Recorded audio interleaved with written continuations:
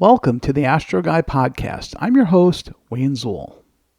We've got a lot to cover in this episode, so let's dive right into it. NEAF, or the North East Astronomy Forum, is the largest astronomy and space expo in the United States, and honestly, it might be the biggest one in the world. It's held annually in Suffern, New York, and is a 2-day celebration of everything astronomy. Whether you're just getting started in the hobby or you've been at it for decades, NEAF has something for you. This year, NEAF was held on April 5th and 6th. If you've never been there, imagine a massive 90,000 square foot gymnasium packed with telescopes, mounts, cameras, eyepieces, meteorites, solar scopes, books, and accessories, all available to see, touch, and talk about with the manufacturers that make them and the vendors who sell them. From the biggest names in the industry, like Celestron, TeleVue, ZWO, and SkyWatcher, to up-and-coming companies and custom shops, it's all there under one roof. But NEAF isn't just about equipment. The show also features world-class speakers, including astronauts, astrophysicists, engineers, and authors. These presentations cover topics ranging from planetary exploration and space telescopes to astrophotography techniques and citizen science. The speaker lineup is always a highlight of the weekend, and this year was no exception. Besides amazing speakers, there's also hands-on workshops, door prizes, and plenty of opportunities to meet fellow amateur astronomers and astrophotographers. There's also the NEAF Solar Star Party, where dozens of solar telescopes are set up outside for attendees to safely view the sun. Unfortunately, this year, the weather didn't cooperate, so the Solar Star Party was canceled. Besides the cold, wet weather, NEAF 2025 was amazing. Being that this is the largest meeting of its type, many manufacturers premiered new products, and this year there was lots of great new astro gear that was introduced at the show. The ZWO booth was certainly one of the busiest booths, where they displayed their full line of products, and this year there were several new items that are soon to be released on display. The next evolution in the C-Star line was displayed at the show, and it's shaping up to be a serious upgrade. The C-Star S30 Pro builds on the foundation of the original S30, packing in a host of enhancements that will likely appeal to both beginners and seasoned astrophotographers alike. Right off the bat, one of the big changes is in the optics. The Pro model features a 4-element apochromatic ED quadruplet lens, compared to the 3-element design in the S30. That extra element means better color correction and sharper images, especially when shooting deep sky targets. Coupled with a Sony IMX585 sensor, the main 30mm f5 configuration delivers low-noise, high-resolution astrophotos. The sensor itself features 2.9 micron pixels and yields 8-megapixel images, giving you more detail and clarity across a wider field of view than the original. But that's not all. The S30 Pro adds a second wide-angle lens with a dedicated Sony IMX586 sensor. This wide-field mode captures 84 degrees of sky, perfect for imaging sweeping views of the Milky Way or creating stunning star trail shots. This second sensor also outputs an 8-megapixel image using 1.6 micron pixels to maintain sharpness across that broad field. ZWO has also made some meaningful upgrades to the Pro's internals as well. It now comes with 256 gigabytes of internal storage. That's 4 times more than the original C-Star, and it now uses enhanced AI noise reduction. It also includes built-in dual-band filters, a solar filter, and dedicated modes for Milky Way and star trail imaging. The S30 Pro is controlled via smartphone app and is connected with Wi-Fi, Bluetooth, or NFC.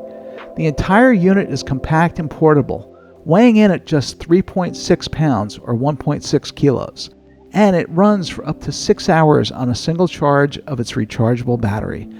It'll ship with a tripod, a carrying case, and a USB cable. Pre-orders and pricing details will be announced later this spring. The original C-Star made astrophotography accessible to a much wider audience, and the S30 Pro takes that concept even further with more flexibility, better optics, and higher quality imaging. I'm definitely going to be keeping my eye on this one.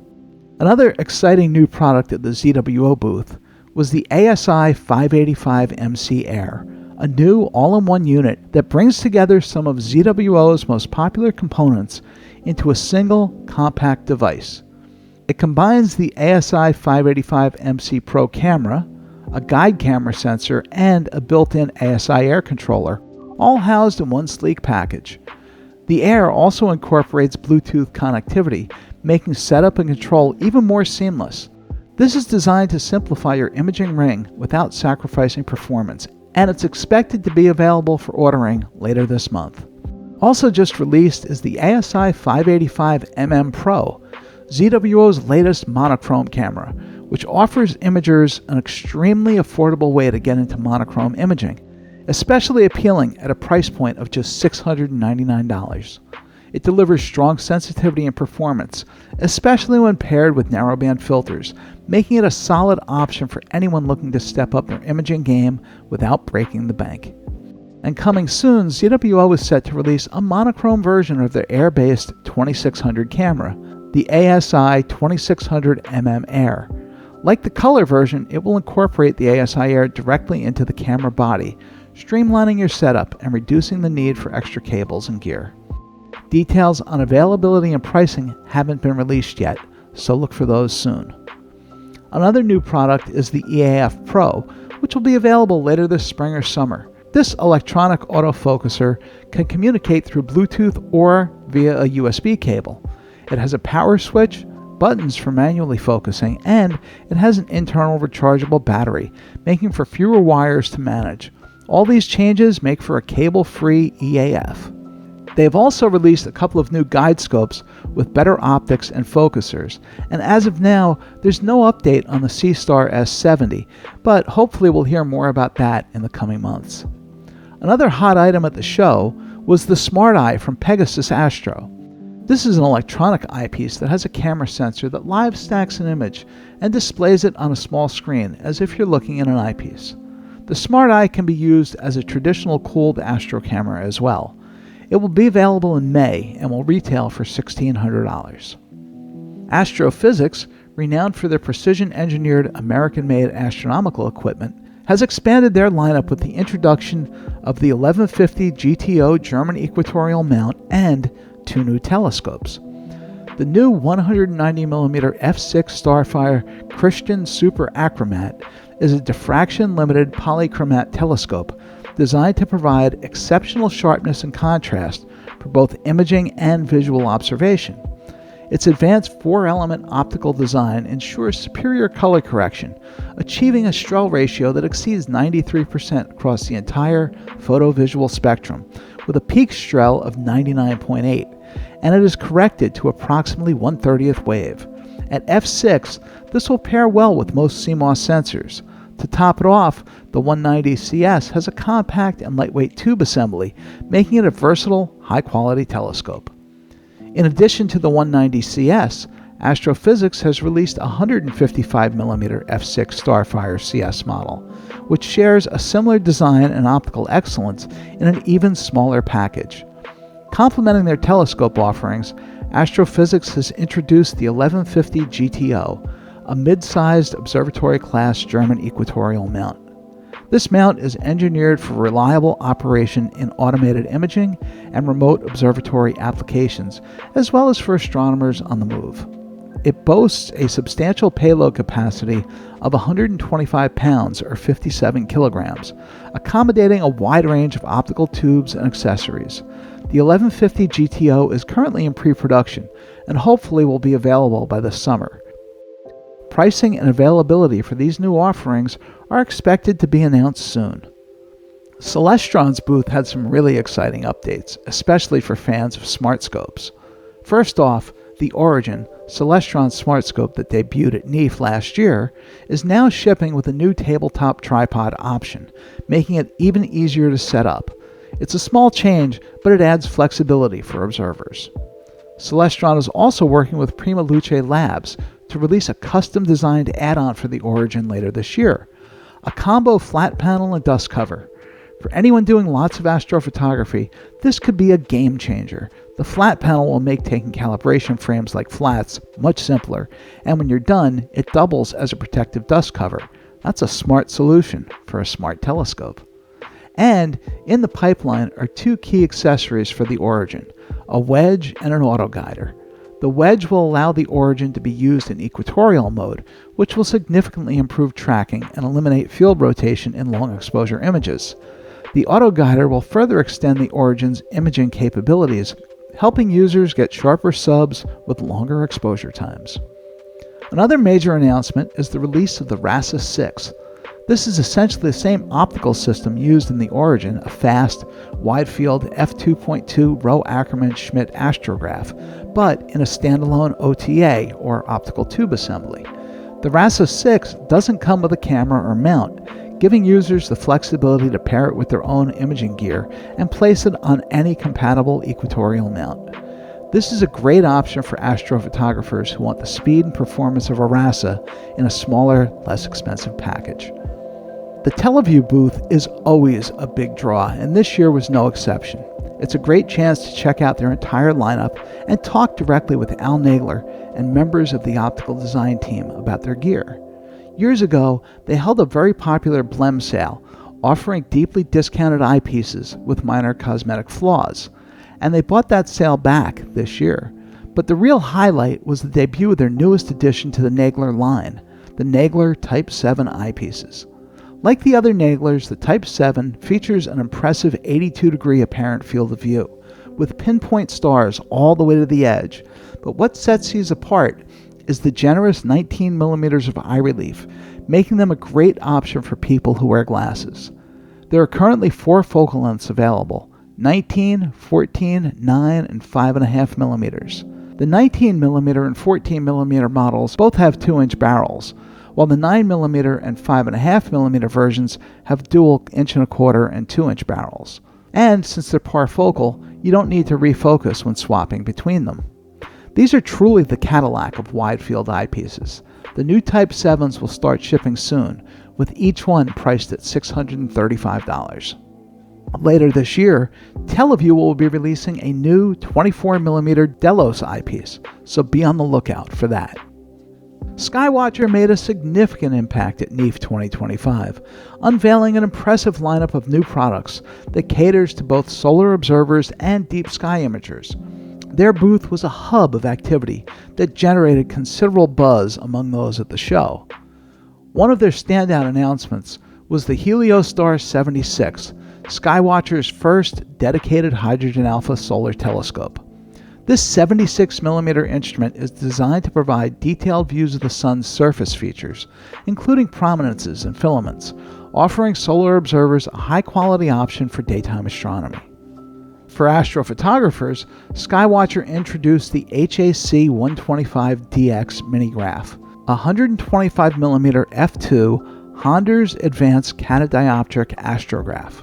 This compact and fast optical system is tailored to wide-field imagers, and paired with a quality astro camera, it should produce amazing images in much less time than many other instruments.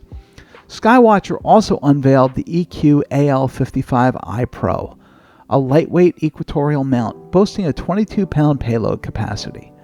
This mount is designed for both observers and imagers looking for a portable, robust platform. With integrated go-to capabilities and compatibility with the SkyWatcher's SynScan system, the EQ AL55i Pro offers precise tracking and ease of use. A newcomer at NEAF this year was Sightron Japan. They introduced their StellarScan series of low-power binoculars. The StellarScan 2x40 features 2x magnification and 40mm objective lenses. These binoculars are great for observing entire constellations or just sweeping the Milky Way. For those seeking slightly higher magnification, the StellarScan 3x48 offers 3 times magnification with 48mm objective lenses. This model delivers a wide field of approximately 18 degrees.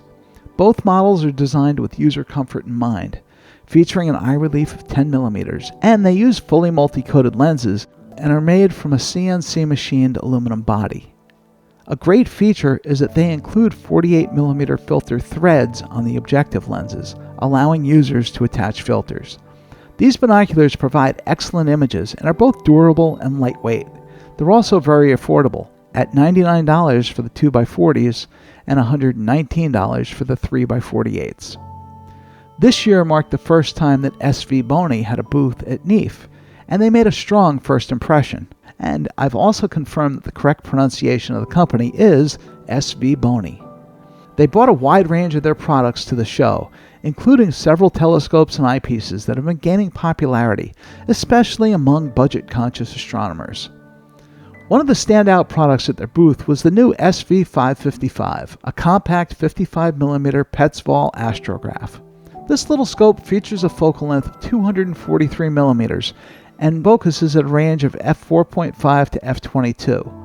It has a built-in field flattener, making it a great choice for wide-field astrophotography. The Petzval design offers excellent color correction and flat field imaging right out of the box, so no need to fuss with additional components. With a price tag of just $600, the SV555 is a great option for anybody. It's especially appealing as a travel scope if it's paired with a lightweight tracker, and it could be a real performer under dark skies. There weren't just vendor booths either. Several organizations had booths, including the Springfield telescope makers, who had a mirror grinding demo set up, along with several telescopes that were built by club members. The Antique Telescope Society and a group from Cloudy Nights had a large display of antique telescopes. My home club, Amateur Astronomers, Inc., had a booth where they displayed information about the club and their observatory, and sold used astronomy books and magazine. There were other local clubs displaying their information as well. NEAF's host club, the Rockland Astronomy Club, had a large booth with info, raffle tickets, and swag. But NEAF isn't just about the convention floor where the booths are. There's also amazing talks that are given. A short walk from the gymnasium brings you to the Celestron Theater, a beautifully renovated 500-seat theater where the main talks were given. On Saturday morning, Al Nagler was presented with the Astronomical League's Lifetime Achievement Award, recognizing his efforts in advancing the field of amateur astronomy through his products and innovation. There were lots of great talks that were given. Here are some of the highlights.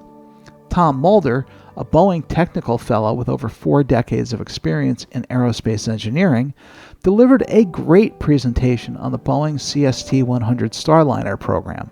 Mulder has been instrumental in designing the autonomous flight architecture for the Starliner, particularly its rendezvous, docking, and deorbit procedures with the International Space Station.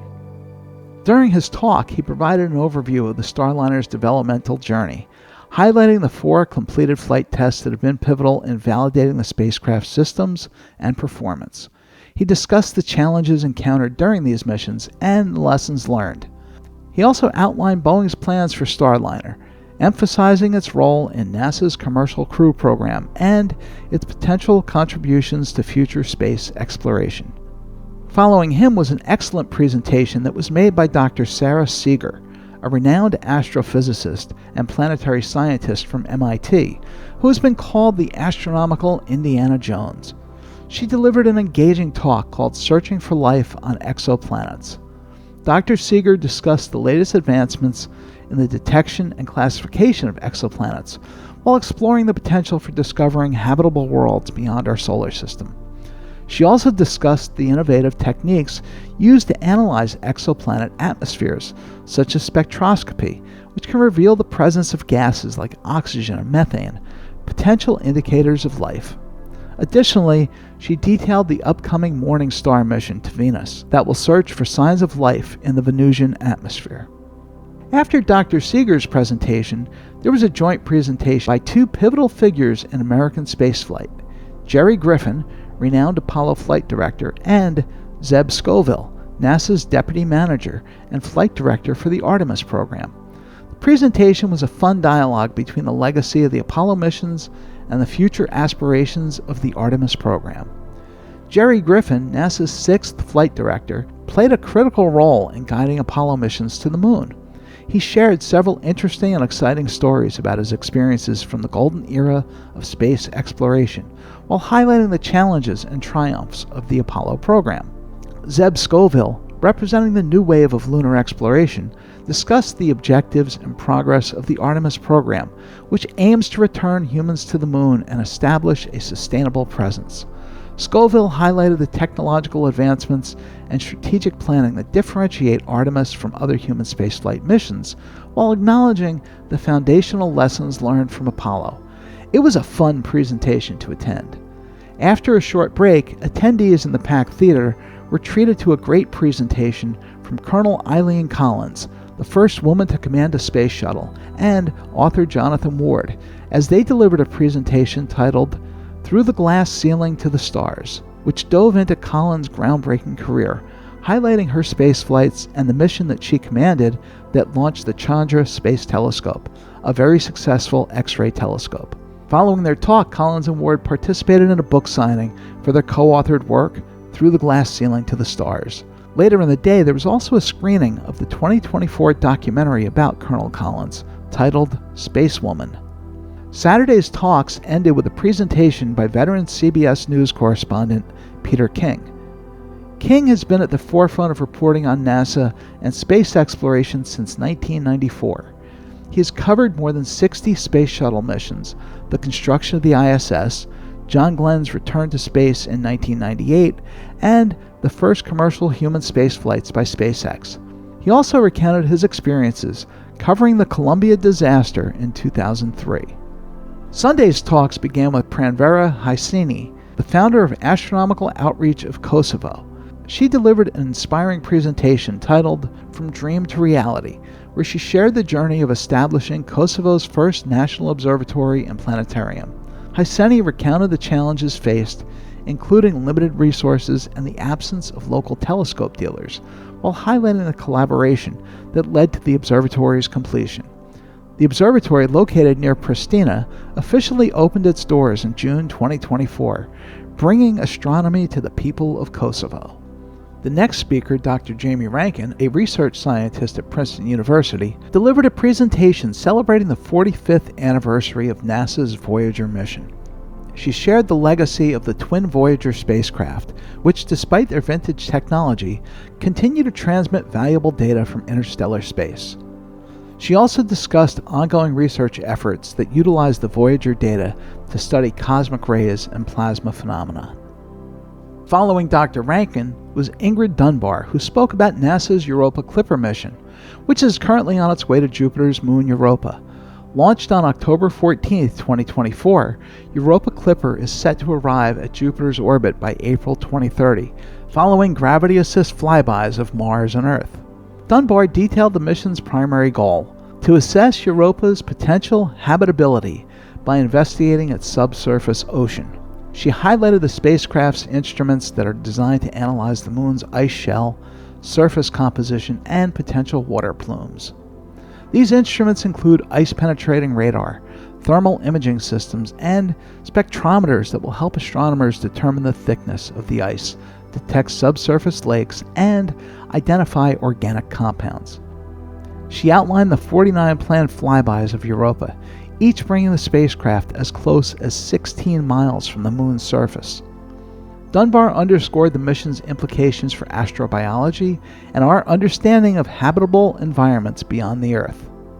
Sunday's talks culminated with veteran NASA astronaut Robert Hoot Gibson, who delivered Sunday afternoon's keynote address. He enthralled the audience with stories from his career in spaceflight. Gibson, a retired U.S. Navy captain and an accomplished test pilot, shared insights and details from his 5 space shuttle missions, including commanding the historic STS-71 mission, the first shuttle to dock with the Russian space station Mir. Gibson's talk highlighted the challenges and triumphs of the shuttle program, along with the complexities of international collaboration during the shuttle Mir missions. All in all, a great talk to end a great weekend of presentations. After Gibson's talk, the raffle prizes were drawn, and attendees made their way home. Now, attached to NEAF is NEIAC, the North East Astro Imaging Conference, which was held this year on April 7th and 8th, just after NEAF ended. NEIAC is a 2-day event that's entirely focused on astrophotography, offering attendees an in-depth look at both the art and the science behind astrophotography. Whether you're just getting started or you've been imaging for years, NEIAC delivers something valuable for every level. The sessions covered everything from image acquisition and processing workflows to advanced calibration techniques and hardware tuning. Presenters included some of the top names in the imaging world, folks who are not only experts, but also great teachers. There were live demonstrations, hand-on software walkthroughs, and even discussion on how to optimize gear for different types of imaging targets. Several astrophotography vendors displayed their products at NEIAC as well, making it an even better event for the attendees. Next year, the 35th NEAF will be held on April 11th and 12th. I'm planning on being in attendance, so keep an eye out for the Astro Guy and make sure to say hello. I'll leave links in the show notes where you can get more information and register for the events. Well, that's all for this episode. Thank you so much for joining us, and I hope that you found our time together to be fun and helpful. If you have questions or episode suggestions, please email us at astroguypodcast@gmail.com or leave us a text or a voicemail at 973-404-0380.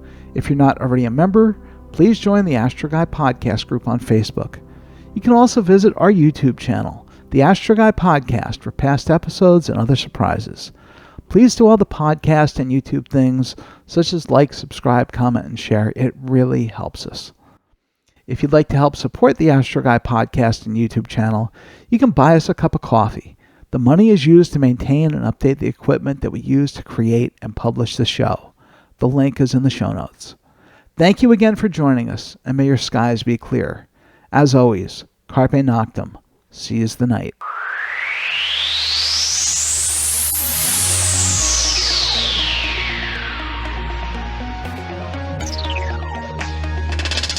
I'm Wayne Zuhl, and this was the Astro Guy Podcast.